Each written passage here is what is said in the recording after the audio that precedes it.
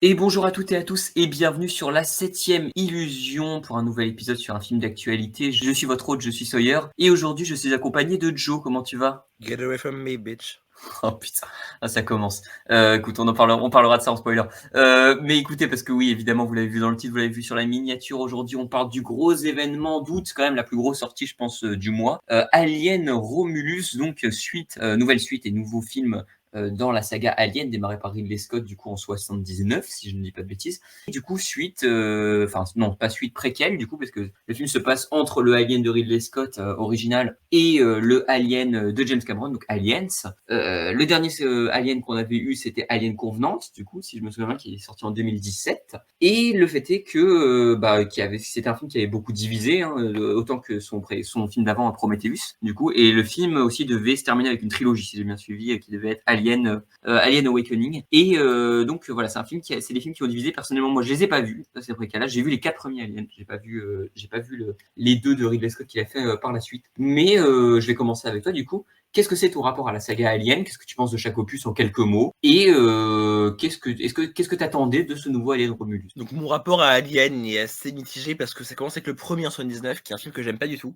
Je vais être honnête, c'est un film dont l'ambiance me déplaît profondément. C'est pas forcément une question de rythme, c'est plutôt une question d'écriture et de personnage. Je n'arrive pas à rentrer dans ce premier Alien. Ça marche tout de suite beaucoup mieux dans le 2, même si c'est un Starship Trooper un peu plus droitard et régalien qui est un peu bancal, mais qui se tient grâce à son climax. Le 3 et le 4 sont des films que j'adore. Des films malades, mais des films qui proposent beaucoup de choses en termes de cinéma et surtout en termes de thématique, à savoir trahir l'histoire pour savoir l'amener et savoir l'amener dans l'œuvre de ses auteurs. Et tu arrives sur Prometheus, qui est le chef-d'œuvre de la saga Alien, qui est Scott qui reprend les commandes de sa saga et qui offre avec Covenant une duologie de préquels qui sait renier les suites pour savoir juste développer du lore et développer de l'image. C'est magnifique. Et ça apporte le meilleur personnage de la saga, qui est le personnage de David. Et donc ce Romulus, j'avais un peu hâte. Et malheureusement, c'est Fede Ok, Alvarez qui le ok. prend et c'est pas fou. Bah attends, tu spoil ton avis, mais attends, bah du coup je vais parler un petit peu de mon rapport à la saga. Après, on résumera un petit peu le synopsis de ce nouveau Alien. Pour le coup, donc comme j'ai dit en intro, j'ai pas vu Prometheus et j'ai pas vu Convenance, mais j'ai vu les 4 originaux. Bah contrairement à toi, du coup, je tiens le premier pour être un monstrueux chef-d'œuvre. Moi, je le trouve très intéressant par la claustrophobie qu'il crée dans cet espace, etc. Il joue avec justement son espace et avec son alien, etc. qui a été créé par Giger aussi, faut le préciser. Moi, je le trouve assez passionnant. J'aime beaucoup le 2 aussi. Il y a 2-3 ans, je préférais même le 2 au premier. Maintenant, ça a changé après avoir revu le premier.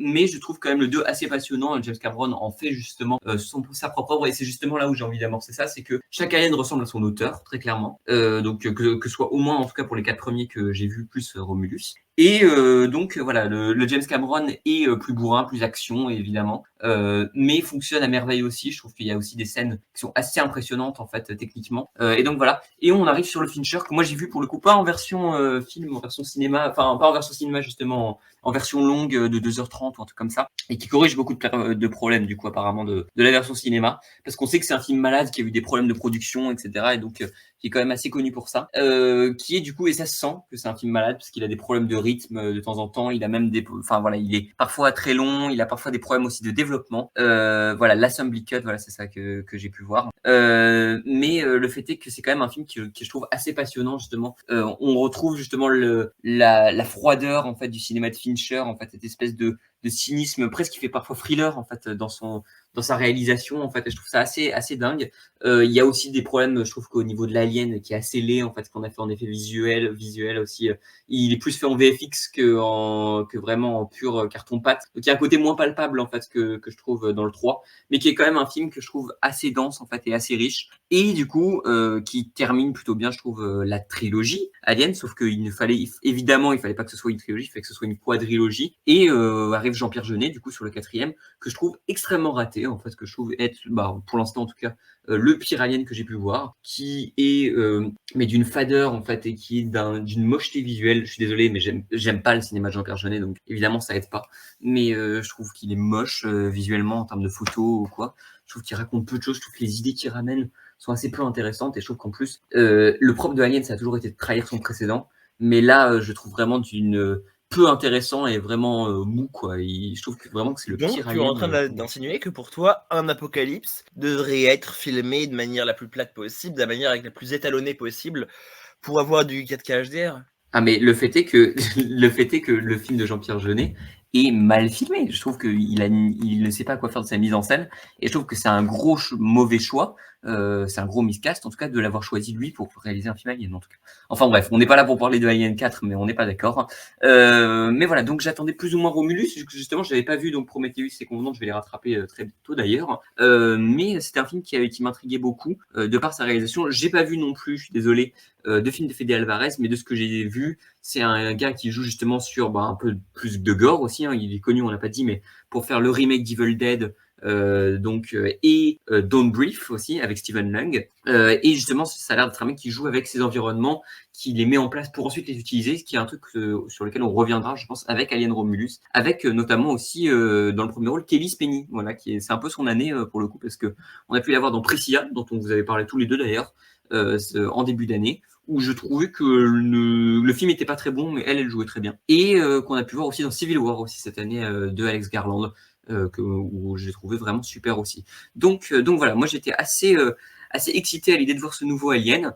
Et qu'est-ce que ça vaut? On va vous en parler, mais tout de suite un petit synopsis pour vous mettre dans le contexte. Donc de quoi ça parle Alien Romulus? Grosso modo, donc c'est une bande de jeunes, globalement, on peut dire qu'ils sont entre 25 et 30 ans, un truc comme ça. Et en fait, ils sont sur une espèce de planète en fait où ils travaillent. En fait, globalement c'est des travails dans les mines. En fait, ils travaillent à récolter des ressources, etc. Et ils doivent obtenir, à un moment donné, ils veulent aller obtenir un pass pour aller sur une autre planète en fait où ils auront plus trop à travailler, etc. Et sauf que voilà le personnage principal, du coup donc le personnage de Rain, joué par Kelly Spenny, va voir justement la compagnie en fait globalement qui s'occupe de ce truc-là, et elle lui dit que elle va encore devoir travailler 5 à 7 ans, quoi, sachant que ses parents sont morts dans les mines en fait, dans des accidents, etc. Donc justement on est moins sur une équipe ou sur des Marines ou quoi, on est plus sur des travailleurs en fait justement de tous les jours justement dans ce nouvel opus. C'est assez intéressant. Et justement donc ce personnage en fait de Rain, elle a entre guillemets un frère qui est un synthétique du coup qui s'appelle Andy, et donc qui est son objectif est donc de la protéger. Le fait est que donc le personnage de Rain va croiser des amis à elle, ou en tout cas des gens qu'elle connaît, qui vont lui expliquer qu'il y a une station spatiale en fait qui s'appelle Romulus, sur laquelle ils vont pouvoir aller. En fait, donc on précise que c'est après le 8e passager, donc après l'original de Ridley Scott, et que donc sur cette planète, sur cette station spatiale nommée Romulus, le fait est que les personnages vont trouver des incubateurs du coup, donc pour se geler, pour se mettre en de gel. Enfin, j'ai plus le terme exact. Enfin voilà. Je crois Mais qu'il y avait donc cryostase dans le film. voilà, cryostat, c'est ça. Donc parce que le voyage dure 9 ans, je crois, jusqu'à la planète, et donc pouvoir partir illégalement de la planète, et voilà. Et ils ont besoin évidemment du synthétique qui va prendre une partie très importante quand même dans le récit pour déverrouiller les portes, etc. Sauf que évidemment, vous en doutez, on est dans un film alien, donc sur cette planète, sur cette station spatiale Romulus, on va avoir des facehuggers, peut-être même des xénomorphes, qui vont venir attaquer notre petite bande. Voilà, je pense que je n'ai pas trop dévoilé. On va avoir une énorme partie spoiler parce que je pense qu'on a énormément de choses à dire en spoil. Écoute, je vais commencer, comme ça tu vas pouvoir faire le bad cop après. Sur mon avis sur Alien Romulus. On va très vite, on va faire je pense 10 minutes en partie de non spoil et après on va spoiler directement. Mais écoute, je vais commencer du coup sur mon avis sur Alien Romulus. Pour moi, je pense, en tout cas dans des films Alien que j'ai vus, je rappelle donc que j'ai pas vu les 2 derniers de Scott, c'est le meilleur Alien depuis celui de James Cameron. C'est notamment un film qui va jouer aussi, qui va être assez intéressant politiquement par rapport à ce que je disais sur les personnages qui travaillent dans les mines, etc. Et mais aussi en fait, ça va être un film qui va mettre en dualité en fait le passé et le futur aussi à cette nouvelle génération qui va être entre guillemets une génération sacrifiée. En fait, donc c'est un film qui est thématiquement assez lourd de sens en fait, et notamment on va en parler en partie spoil, mais qui va confronter aussi à certains personnages avant qui n'ont pas été dévoilés dans les bandes annonces, et en plus qui va extrêmement bien traiter son personnage de synthétique. Voilà, je trouve que le personnage de synthétique est un des meilleurs personnages qu'on a eu de la saga Alien. C'est-à-dire qu'il est attachant et en même temps justement il y a un moment donné qu'il y a un truc qui arrive à ce personnage qui fait que en fait souvent on a ce truc dans les films d'horreur de dire pourquoi c'est que ces personnages ne font pas ça et non pas disons le savoir en fait que toi tu as en tant que spectateur en regardant les films. C'est-à-dire que quand tu regardes un troisième film Alien, tu sais exactement les codes et ou quoi, mais certains personnages ne vont pas les avoir. Le fait est que là, du coup, avec le synthétique, il a les règles, donc il a le truc. Et justement, on joue avec cette notion-là. Et du coup, Fede Alvarez joue avec ces codes-là, en fait, joue avec justement ce personnage de synthétique qui va être opposé au personnage du xénomorphe en termes d'intelligence et de dualité. Mais aussi, en fait, c'est un truc que j'ai pu voir dans des bouts que j'ai vus de Dawn Brief ou Evil Dead, mais surtout de Dawn Brief, c'est que Fede Alvarez va faire tout son premier acte en opposant les personnages, en les caractérisant assez bien. Je trouve ça assez intelligent en fait, et il arrive à rendre ses personnages assez attachants dans son premier acte. Et justement, Fede Alvarez va réussir à nous poser tous les éléments, toutes les salles de décor, etc., pour justement nous montrer ses jouets, ce avec quoi il va jouer. Je sais que tu reviendras sur la figure du jouet après, et sur la figure d'héritage en fait de ce nouveau alien.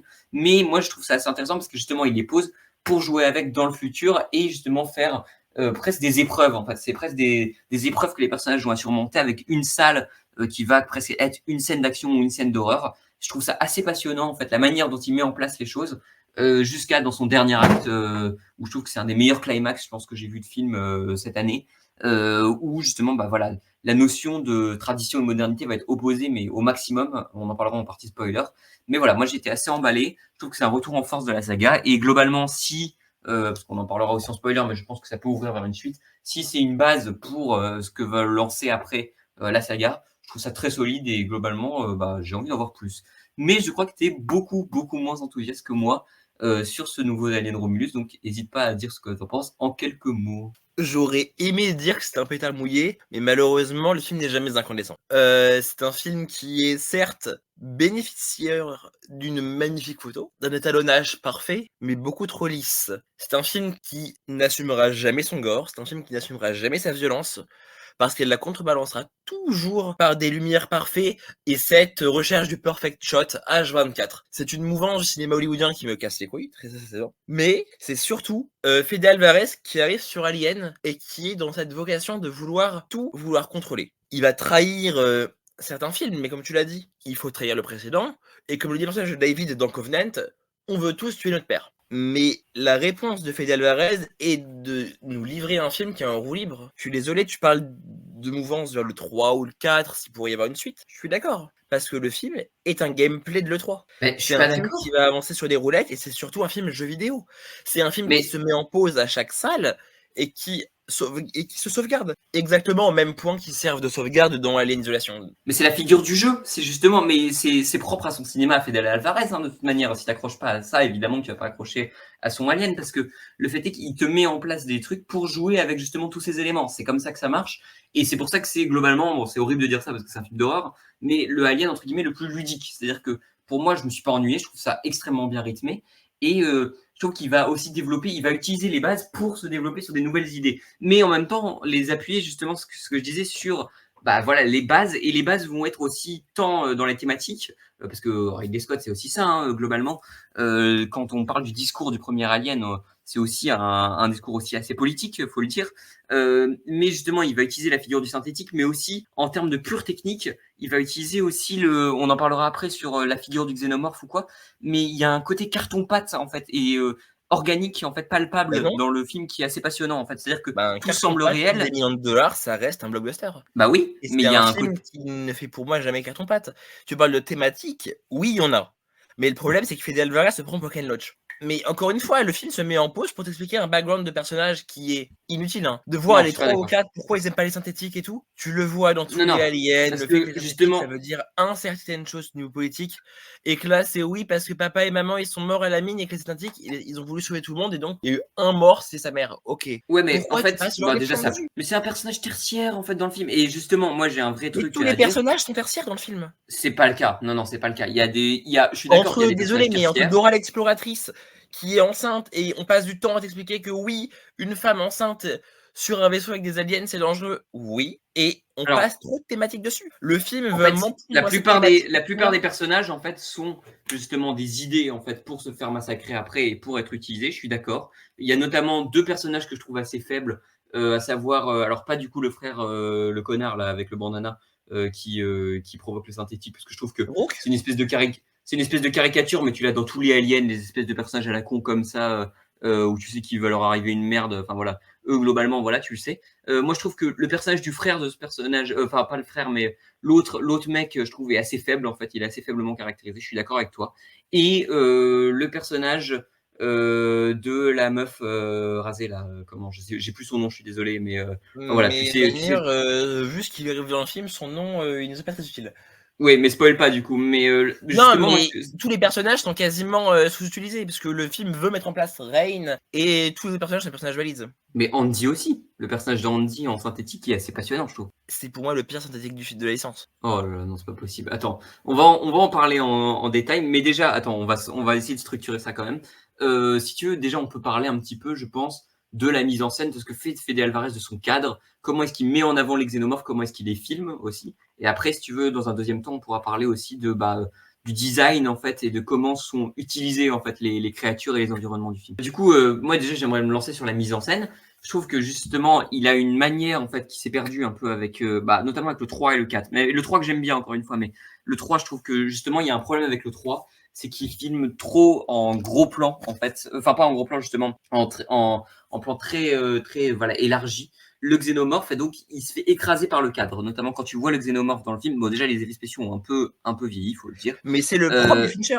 Mais je suis d'accord, c'est le propre du Fincher, mais le problème du Fincher est qu'il se fait écraser par le cadre et donc le xénomorphe manque d'être une menace. En fait, je trouve que des fois, on dirait un peu un gros chien. Tu vois, je sais que c'est dur, mais j'aime bien le film, mais je trouve que c'est un des défauts qu'il a. Et là, justement, on regagne un truc, et notamment dans le 4 aussi, je trouve qu'il y a un gros problème par rapport à ça, notamment ce qu'ils font de la reine mère aussi, c'est pas possible. Mais justement, dans Romulus, il y a une vraie idée de filmer tous les aliens en gros plan ou de filmer des bouts ou quoi. Et en fait, c'est rare qu'on ait les personnages en fait ou les créatures filmés en fait en petit ou en écrasés par le cadre. Justement, ils sont toujours dominants, ils sont toujours là. On voit toujours des bouts, leur queue ou leur truc, etc. Ou alors on voit justement les facehuggers qui sont là et qui sont une espèce de masse informe en fait qui arrive. Notamment l'utilisation des facehuggers dans la première scène d'action du film est assez passionnante. Au niveau des facehuggers, j'ai plutôt l'impression d'avoir vu un Vermine remake américain qu'un film Alien. Le film, c'est évidemment, c'est compliqué à dire parce que c'est un film que je trouve mauvais, mais c'est un film qui gère beaucoup de gros plans. Mais c'est un film qui gère ses gros plans sur ces aliens pour nous rappeler à quel point Giger est freudien. C'est pas forcément utile. Tant que tu le connais, Giger, quand tu as vu les aliens. Et à force de multiplier les gros plans, le film se fout juste de Giger. Ou alors tombe dans un surfreudisme débile. Mais je suis pas d'accord parce que justement, il joue sur le fait qu'on connaît Alien. Il joue sur le fait que, alors je suis d'accord, il y a la référence, on en parlera en partie spoiler, mais en fait, il joue sur le fait qu'on connaît déjà les xénomorphes pour pouvoir te les mettre en place pour, à la fin, presque qu'ils soient une masse, comme dans le Cameron, justement, notamment une scène avec de la gravité. Voilà, on va pas spoiler, mais il y a notamment une grosse scène là-dessus où ils sont utilisés comme une masse. Et justement, tu es tellement habitué à avoir cette figure qu'elle te repousse même plus parce que ça fait quoi 6 films que tu l'as vu. Où là, du coup, justement, le film, dans son dernier acte, va plutôt surprendre et va réussir à créer un espèce de truc repoussant qui mélange voilà, les deux, le modernisme et justement la nostalgie. C'est aussi un film sur la nostalgie, mais qui la traite plutôt bien parce que justement, il va montrer ces trucs de carton-pâte, mais en même temps, il va reprendre le discours du film de Scott. Et je trouve ça assez passionnant. Et on n'a pas parlé aussi de la photo, mais je trouve qu'aussi qu'il maîtrise parfaitement son cadre ou quoi. Là où la photo du Jeunet était très, très, très laide, je suis désolé. Là, on a une vraie maîtrise en fait d'un truc qui fait sombre, mais qui en fait pas trop non plus. En fait, je trouve que le Oui, film est c'est pas plutôt sombre bien parce que géré le sur son film a dépensé des milliards en LED rouge. Je Oh crois là que j'ai là, jamais non. vu autant de LED rouge que dans la Red Room de 50 nuances degrés. Déjà, t'avoues que t'as vu 50 nuances degrés, donc ça fait mal. Et ouais, très certainement. Quand tu parles de cette scène avec la nostalgie, c'est un catalogue de jouets, Romulus. C'est un Mais catalogue de jouets qui nous montre tous les goodies préférés des fans et qui va les utiliser les uns après les autres. C'est le Spider-Man No Way Home de la saga Alien. non, non, non, non, non, non, je suis pas Si. du tout d'accord. Je suis pas du tout On en d'accord parce que reparlera en justement, spoil, mais c'est un film qui multiplie tellement ses références à la saga Alien, qui finit juste par devenir un fanservice géant pour que les habitués de la Comic Con puissent de quoi dire que c'est un grand film. mais c'est pas le Mais cas parce que le film exploite justement tous ces éléments pour les réutiliser et les réutiliser de manière maligne. C'est-à-dire que il réexploite, et d'ailleurs c'est ce que fait Fede Alvarez souvent, de ce que j'ai vu de ses bouts et ses extraits, etc. C'est qu'il met en avant son coffre à jouer et ses jouets justement, parce que tu vois que c'est un fan de la licence Alien, qu'il a un héritage en fait qu'il porte sur son dos et qu'il va utiliser de manière maligne pour en créer des nouvelles scènes d'action. La scène de l'acide, je suis désolé, c'est ça. La scène de l'ascenseur, c'est aussi ça. Il va utiliser tous ces personnages pour les mettre dans un nouveau contexte. C'est globalement une nouvelle entrée, comme ce que faisait Cameron avec, c'est le plus faible, je suis d'accord que le Cameron, mais comme ce que faisait Cameron avec les Marines, etc. Il met Alien dans son univers et les bases de son héritage, et comme ce que faisait Fincher avec la prison. C'est juste que le fait est que, évidemment, vu que ce film arrive bien après le Alien de Scott, contrairement au Cameron et contrairement au Fincher, bah évidemment, il a plus d'héritage et il a plus de trucs, parce que Alien est rentré dans ce qu'on appelle les franchises cultes. Mais le truc est que, bah justement, Fede Alvarez arrive à utiliser ses personnages de manière ingénieuse, et justement, dans ce que, après, on peut justement un peu passer là-dessus. Je trouve que dans le côté organique, il arrive justement à créer un côté palpable, que ce soit dans les vaisseaux ou quoi, qui font réel en fait dans le truc, mais aussi les animatroniques. On voit que c'est des animatroniques ou quoi, les pattes évidemment des facehuggers ont été refaits en post-prod, mais c'est des trucs télécommandés ou quoi. Il y a il y a une vraie imagerie en fait qui est créée, qui fait que le truc fait réel en fait. Et justement, en parlant de ce côté organique, alors c'est peut-être moins gore que ces autres films d'avant, mais Fede Alvarez arrive à inculquer un truc d'horreur, mais de trucs désagréables. C'est-à-dire que il y a forcément, on va pas spoiler, mais vous vous en doutez, il y a forcément, c'est dans l'abondance d'ailleurs. Il y a une scène avec évidemment le xénomorphe qui va sortir du bide d'un personnage. Il choisit de pas sortir par le bide, il choisit de sortir par le torse. Et il y a un truc organique dégueulasse en fait qui se crée là-dessus, où vraiment le truc est repoussant. Et il arrive à faire des mises à mort en fait qui sont assez cruelles pour les personnages, mais qui sont en même temps assez inventives et assez originales. Ah, mais personnellement, j'étais mort de rire devant cette scène. Je trouve que, encore une fois, l'organique chez Fede Alvarez partait bien. On nous vend une raquette qui permet de voir en rayon X ce qu'il y a dans ton corps. Très intéressant. Tu infectes cette personne-là par le xénomorphe. Et encore une fois, cette personne-là est dans la bande-annonce. Donc c'était pas un spoil. Et on arrive à ce moment-là où elle va se dire, elle sort pas par le torse. Le xénomorphe sort par la poitrine parce qu'on comprend bien que Alien, il y a que des métaphores sexuelles à chaque fois. Bah évidemment, c'est depuis le premier opus pour le coup. Enfin, Et oui, et c'est pas repoussant parce que le film se met en arrêt sur image pour que tu comprennes Non. bien que c'est le xénomorphe. Mais évidemment, mais le film a quand même une idée en fait qui est assez terrible, c'est qu'à chaque fois il va te montrer la souffrance des personnages et le truc progressif. C'est-à-dire qu'il y a une mort par acide aussi notamment qui dure bien longtemps quand même. Il y a un truc pour le coup, alors je suis d'accord que c'est parfois attendu, mais il y a quand même des mises à mort en fait qui sont assez inventives, notamment la scène de la porte, voilà, on reviendra là-dessus. Bon, qui n'est, voilà, bon, on va pas en parler parce que pour le coup, sinon ça va trop spoiler pour le coup, je Mais pense une notamment scène de par la rapport au porte climax du que film. tu vois dans chaque film Alien. Oui, mais justement, là, c'est ce que je te dis, c'est ce que je dis depuis le début, c'est qu'il utilise l'héritage de ce truc-là, notamment la scène de la porte, et il va utiliser la figure du synthétique pour l'opposer à la figure du xénomorphe. Oui. C'est-à-dire que le synthétique va réfléchir comme nous. C'est-à-dire que quand tu réfléchis à cette porte, tu dis ah bah s'ils font ça, ça va provoquer ce truc-là. Et c'est intéressant d'avoir un personnage qui réfléchit comme toi, spectateur, parce qu'il a les bases de l'univers et Et il encore connaît une fois, c'est l'univers. très intéressant, mais pourquoi il a les bases? Parce qu'on va devoir revenir sur ce vaisseau. Sur ce vaisseau revient un personnage du Alors ouais, premier Alien. non, tu peux. Ouais, on va pas trop rentrer dans les détails, mais justement, moi je trouve ça assez Et passionnant c'est par ce rapport. personnage-là qui va donner sa connaissance au robot. Donc à partir du Bah moment oui, où tu fais revenir mais un acteur mort, c'est dégueulasse. mais justement, bah, déjà tu spoil un peu là, mais écoute, on en reviendra justement en partie spoiler. Alors je suis d'accord, mais sur une partie qui peut être un peu cringe là-dessus, mais globalement, bah, j'ai une justification, mais ça fait un peu justification avocat du diable, mais on reviendra là-dessus. Mais justement, dans cette opposition de personnages, on a justement le personnage qui est jeune de Andy, qui représente, bon, je suis désolé, c'est naïf, mais aussi la pureté, le truc, etc., la gentillesse ou quoi, et qui va être opposé au savoir du personnage ancien. Il y a une vraie opposition entre les deux générations qui est assez passionnante en fait là-dessus. C'est-à-dire que justement, encore une fois, le film joue sur ses bases pour en créer des choses nouvelles. Mais je pense que globalement, on va s'arrêter là, on va passer en partie spoiler parce que sinon ça va être le bordel monstre. Mais écoute, je te propose un truc du coup. On va conclure sur notre partie non spoil pour passer en partie spoiler. On vous encourage quand même à aller voir Alien Romulus si vous nous quittez ici. N'hésitez pas à partager la vidéo évidemment. Mais voilà, j'ai beaucoup apprécié. Toi, Joe, c'est une grosse déception que tu as eue. Mais écoutez, bah, je pense qu'on peut partir en partie spoiler. Écoute, je te laisse commencer sur la partie spoiler et je rebondirai après. Je vais pas dire sur la partie spoiler parce que avoir un synthétique plutôt de gauche, c'est rare dans le côté Alien, mais c'est un personnage qui marche jusqu'à ce qu'il rencontre un mec synthétique autre. Parce que jouer sur juste l'expression d'un visage, c'est ce que fait toute la saga, mais donner un côté surexpressif à un synthétique, j'ai vraiment du mal. Un synthétique n'est pas censé être humain. Et le problème, c'est que Fede Alvarez veut surhumaniser son synthétique, et donc, ça perd. Mais c'est quelque chose qu'on avait déjà bâti avec une partie de la saga. Hein. Le personnage de Bishop, il est déjà mis en scène comme un truc très humanoïde, qui est capable d'amour, etc. Et qui est opposé justement avec la figure du créateur qui arrive à la fin du 3.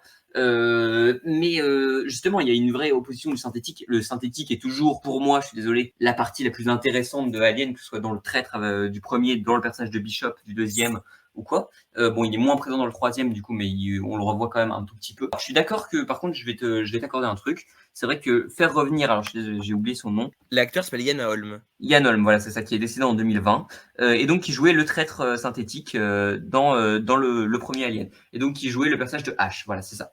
Et je suis d'accord que s'il n'avait pas les droits, c'est assez moralement ambigu, en fait, c'est assez dérangeant.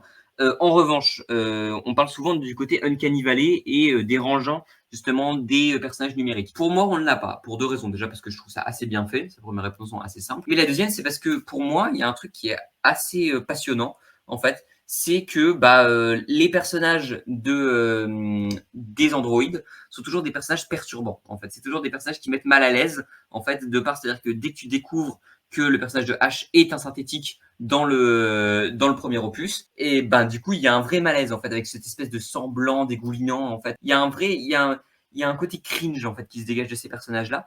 Et justement, en faire un truc avec des personnages synthétiques qui peuvent être perturbants et qui sont ramenés avec des effets visuels, c'est assez malin et c'est assez pertinent. Après, je suis d'accord que s'ils n'avaient pas les droits, c'est cringe et c'est condamnable, mais je trouve ça assez intéressant, notamment l'opposition, c'est ce que je disais, entre la gentillesse du personnage avec le savoir. Et ce qui fait que le xénomorphe n'est plus la seule menace à bord, sauf qu'on a la connaissance, en fait. Là où dans le premier, c'était globalement un twist, que c'était un androïde, parce que les personnages ne le savent pas, nous non plus. Ici, on le sait déjà, et on a justement cette transformation, on sait ce qui s'est passé dans le premier, donc il va jouer sur le fait qu'on sait ce qui se passe dans le premier pour utiliser le personnage et l'exploiter. C'est-à-dire que ça va être une menace, mais en même temps, ça va être quelque chose qu'on connaît. C'est-à-dire que la scène de la porte, dont on parlait tout à l'heure, quand tu réfléchis au truc pour le plus de minutes, tu dis, mais en fait, c'est logique qu'il ouvre pas la porte, parce que c'est vrai que c'est ce qui va se passer, parce que c'est ce qu'il attend, le xénomorphe. Donc, tu réfléchis, toi, spectateur, comme l'androïde. C'est ça qui est assez passionnant. Mais l'androïde réfléchit pour la compagnie, évidemment. Mais il y a une vraie menace qui se crée, il y a une vraie, il y a une multi-menace, en fait, dans le film, qui est assez intéressante, notamment, voilà, et pour ça que je trouve que le personnage synthétique est le plus intéressant. Mais voilà, je crois que t'es pas d'accord. Mais j'aurais été d'accord avec toi sur cette séquence si jamais Fede Alvarez ne le trahissait pas en faisant revenir ce personnage de la porte. Alors, le personnage de la porte revient pour le claim. Évidemment. Mais le problème, c'est que le spectateur, s'il est comme le synthétique, connaît les règles de la saga. C'est quelque chose d'intéressant. Et le fait de trahir ces règles-là pour faire revenir un personnage qui est sur cette mort dans le film, pour livrer la plus grosse insulte à Prometheus qui soit, je vois pas l'utilité. En fait. Et je ne comprends pas pourquoi Fede Alvarez refait venir un personnage mort pour le faire accoucher d'un ingénieur. Et d'un ingénieur xénomorphe. C'est un ingénieur xénomorphe, justement, mais on a encore une fois cette image de l'opposition. Déjà, je trouve qu'il y a justement ce côté qui est assez jouissif où on est tellement habitué aux xénomorphes. Bon, après, on reviendra sur d'autres scènes, parce qu'il y a d'autres scènes dont je veux parler, notamment les facehuggers.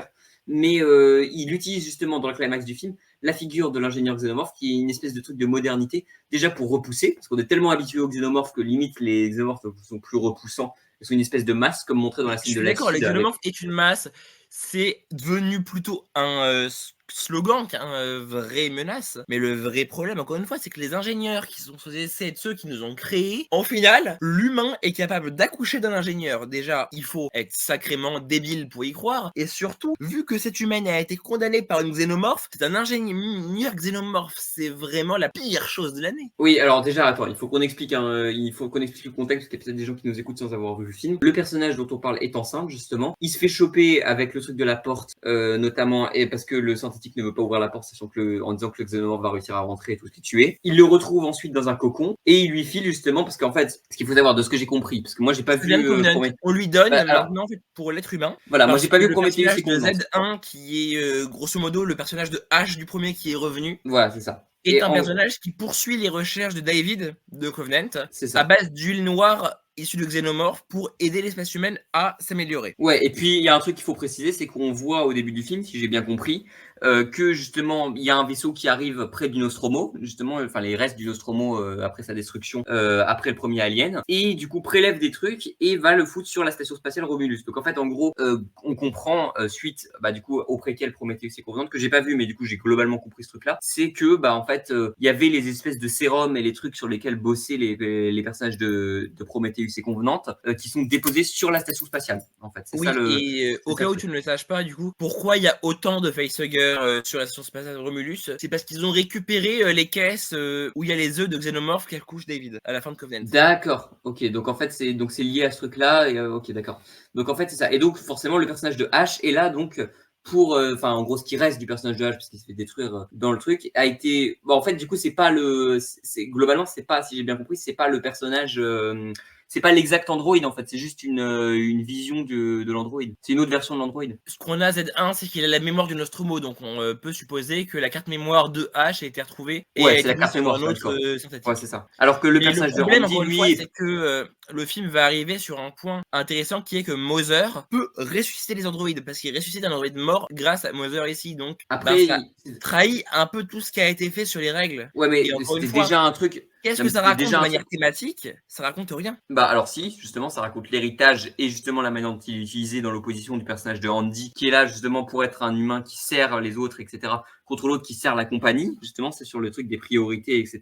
Il y a une vraie opposition entre ces deux personnages que je trouve assez intéressante. Mais déjà, il faut préciser un truc, c'est que bah, le personnage de Z01 là, qui revient, quand tu dis ça trahit la saga, on avait déjà à l'époque Ripley qui rebranche Bishop dans le 3e opus de Alien. Oui, mais pas grâce à une intelligence artificielle qui est déjà morte. Non, mais La station spatiale, elle est morte, là. Il y a eu le ouais, mais xénomorphe qui a attaqué, ils sont tous morts sur la station spatiale. oui, mais globalement, je suis désolé, c'est du chipotage sur sa fin. Globalement, c'est critiquer une incohérence contre un truc en fait qui est thématiquement intéressant. Bah, je sais qu'on n'est pas d'accord sur les thématiques, mais globalement, je trouve ça assez passionnant. Mais même la Et thématique de la femme voilà. enceinte qu'on peut permettre de faire revivre grâce à cette huile et que le xénomorphe refuse de tuer, ça rattache quand même la gente féminine à une certaine pureté misogyne. Et ça, une idée Bah misogyne de non, la femme non, enceinte parfaite. non, je suis pas d'accord. Parce que justement, bah, il y avait déjà, encore une fois, il y avait déjà cette figure dans Alien 3 où le xénomorphe ne s'attaquait pas à Ripley parce qu'elle était enceinte de la nouvelle reine-mère, en gros, et se sacrifiait à la fin. Il y avait cette figure qui était Oui, assez parce qu'elle passionnante. était enceinte, mais d'un alien. Non, mais oui, Pas d'un mais là, humain c'est et la pas du côté où on a expliqué après que elle n'est pas consentante de cette grossesse, ce personnage-là. Oui, oui et non, mais je suis désolé. Enfin, globalement, ça c'est du chipotage. Il y a un truc justement qui se crée par rapport au mythe justement et au mythe de Prometheus. Enfin, oui, de Prometheus, surtout au mythe du premier et de ses suites, pour justement créer un nouveau truc avec l'ingénieur. C'est ce qui est intéressant, c'est qu'il arrive à comprendre l'héritage de Alien pour le transformer en faire d'autres choses. La scène où il se retrouve justement, on va enchaîner parce qu'après sinon là on se retrouve sur beaucoup de trucs, on se répète beaucoup. Mais la scène de la gravité avec l'acide. Globalement, c'est un truc où les personnages canardés ou qui se retrouvent coincés dans une dead end, c'est un truc qu'on retrouve souvent dans les films aliens, globalement. Et justement, il utilise ce truc-là pour utiliser le truc de la gravité qu'on revoit déjà dans les films aliens, mais utilise le truc de l'acide et en plus avec les règles du pistolet et du flingue qu'on nous avait déjà établies par la suite avec les règles qu'oppose le personnage d'Andy.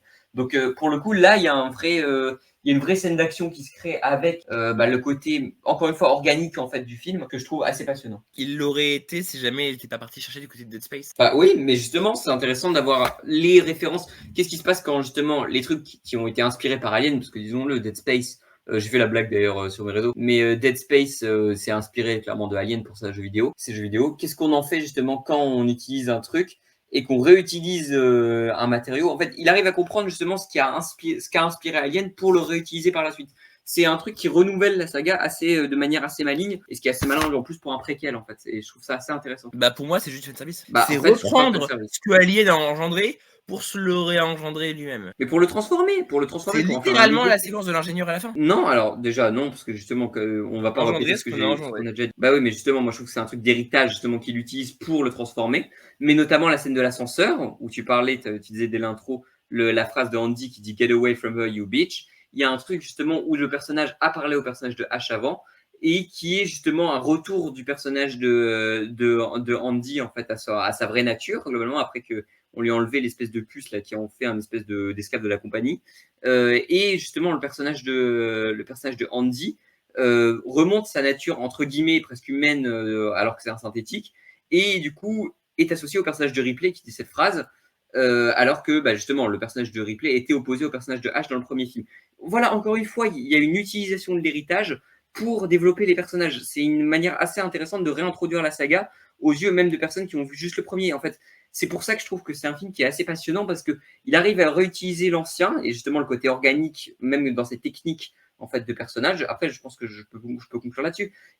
En utilisant justement l'organique, les techniques, même le gore, etc., de son passé, pour transformer et faire des choses nouveaux, notamment avec l'acide, avec l'ascenseur, avec même l'ingénieur à la fin. Je trouve ça assez malin en fait. Et c'est un film justement qui arrive, qui comprend ses références, qui les a digérées pour pouvoir en produire quelque chose de nouveau. Bah, moi, je terminerai là, mais c'est un film qui, pour moi, ne prend que des références cultes pour les ramener à un statut de culte et sans jamais les transcender. Ah bah là, du coup, on n'est vraiment pas d'accord parce que moi, je trouve qu'il arrive à les transformer en faisant des nouvelles choses avec, en transformant ses personnages, parce que c'est pas le même équipage non plus, je trouve, c'est pas non plus des copier-coller, etc. Bon, il y en a qui sont vraiment de la chair à pâté, hein. Le mec avec le bandana là, qui meurt d'acide, mais notamment, il utilise ses personnages tertiaires pour en faire des morts intéressantes. Et c'est aussi ce que je salue dans le film pour le coup. Et les personnages auxquels il accorde vraiment de la valeur, que ce soit le personnage de Rain ou le personnage d'Andy, pour le coup, eux sont développés et eux, tu t'y attaches. Donc globalement, vu que justement, on en parlait en off, mais la fin est globalement la même que le premier Alien et même que le deuxième, c'est-à-dire elle qui se fout dans le cryogéniseur là, pour attendre la suite, on peut globalement imaginer que ça pourrait être une base pour une suite en fait. Mais moi, ce qui me fait peur, c'est que s'ils font une suite, ils nous foutent un caméo de replay ou un truc comme ça, tu vois. Ça, là, pour le coup, c'est Mais là où t'es ça veut sûr qu'il y partir aura en vrille. un. Bah, c'est ce qui me ferait peur. S'il Mais y a une globalement, suite, déjà, ça sera sur les colons de LV223. ou alors sur la planète sur laquelle ils veulent aller, ce Oui, qui serait celle-là. intéressant. Mais si tu prends un truc sur la dimension d'Ivaga, en fait, il y aura rien. Bah, faut voir, faut voir. Mais pareil, moi, je trouve qu'il y a un truc assez intéressant par rapport à la gestion des planètes et du truc. Déjà, on sent qu'il y a une gestion de gigantisme, en fait, par rapport à l'opposition des deux vaisseaux, le vaisseau sur lequel ils arrivent et la station spatiale sur laquelle ils atterrissent. Mais aussi, je trouve qu'il y a presque des inspirations de Gravity, en fait, dans le truc final, justement, où elle est accrochée au truc, et on n'en a pas parlé aussi. Elle a le costume final de Ripley, ce qui peut faire fan service, évidemment, mais qui, encore une fois, est un truc d'héritage pour montrer, justement, l'opposition entre cet alien ingénieur qui est du coup un espèce de truc de modernisme face à elle qui est du coup un personnage d'héritage et qui utilise les références du passé pour vaincre le truc du futur. Il y a une vraie opposition par rapport à ça qui est assez intéressante. Et notamment, je trouve que voilà, il y a des nouvelles références comme les personnages de Dead Space. Enfin, les personnages de Dead Space, on se comprend. Il y a des références globalement qu'on peut associer à Dead Space. Et évidemment, il y a presque un truc presque Gravity à la fin, je trouve, pour aller accrocher au truc et qu'elle voit la planète. Ça aurait pu être intéressant, mais encore une fois, j'ai pas la fulgurance de Gravity d'ailleurs. Et j'ai pas le Non, discours mais sur l'humanité qu'avait Gravity et qu'avait Alien. Non mais en fait je vois ce que tu veux dire, mais globalement c'est assez intéressant en plus de mettre, après on va s'arrêter parce que pour le coup on tourne beaucoup en rond, mais de mettre aussi ces personnages-là, qui sont des personnages du peuple en fait, qui sont des personnages de la population, qui est un truc qu'on a eu rarement en fait. On a eu les prisonniers, on a eu les chercheurs, on a eu les Marines, on a eu même les astronautes dans le premier, mais on n'a jamais eu les gens d'en bas en fait. Et je trouve ça assez intéressant par rapport à ça, de mettre les gens qui souffrent d'en bas et de les exploiter sur la planète. Et je trouve que d'ailleurs Kelly Penny, on en a pas parlé, mais est une super lead pour le film. Et je trouve que tout le cast se démerde hyper bien, notamment le mec qui joue Andy, justement, qui a un brick. En termes de synthétique, il est vraiment exceptionnel dedans. Mais je vais être pas d'accord avec toi, c'est hyper intéressant. Tu prends Alien et tu mets le peuple et tu mets la classe prolétaire. Mais il faudrait savoir l'amener et la comprendre. Mais le film ne la comprend pas. Le film en fait des rednecks. Non, non, non, c'est pas du tout des rednecks. Les Marines, c'est des rednecks. Eux, c'est pas des rednecks, je suis désolé. Pour moi, il l'a parodié juste. Pour moi, c'est un regard quasi boomer sur ces gamins prolétaires. Mais je pense qu'on va s'arrêter là parce qu'on tourne beaucoup en rond. Oui, on va s'arrêter là. Du coup, bah écoutez, on va conclure là-dessus. Moi, j'ai beaucoup apprécié Alien Romulus. Je trouve qu'il arrive à utiliser son héritage pour en faire quelque chose d'assez intéressant. Toi, tu trouves que c'est globalement du fan service et que c'est plus intéressant. Mais écoutez, on n'est pas d'accord. On vous invite évidemment, je pense que bon, c'est un gros blockbuster donc il va faire beaucoup d'entrées, mais normalement. On vous invite évidemment à faire votre propre avis et d'aller voir Alien Romulus en salle, de nous dire ce que vous en avez pensé. On est très curieux d'avoir votre avis, évidemment. On lit tous vos commentaires et on répond à beaucoup d'entre eux. Mais écoute, je remercie Joe, du coup, d'avoir participé à ce débat assez riche. Merci beaucoup. Bah, y a pas de souci, merci à toi. Bah écoute, merci à toi. Et d'ailleurs, c'est vrai qu'on l'a pas précisé, mais on vous remercie énormément pour les 500 abonnés aussi. On l'a dit sur les réseaux sociaux, mais merci beaucoup. En à peine un an, c'est quand même assez dingue. Donc merci du fond du cœur à vous qui nous écoutez depuis longtemps. Donc merci énormément. Et voilà, on va avoir beaucoup de choses qui arrivent à la rentrée. Mais en attendant, on vous dit à la prochaine. Ciao, ciao. Salut.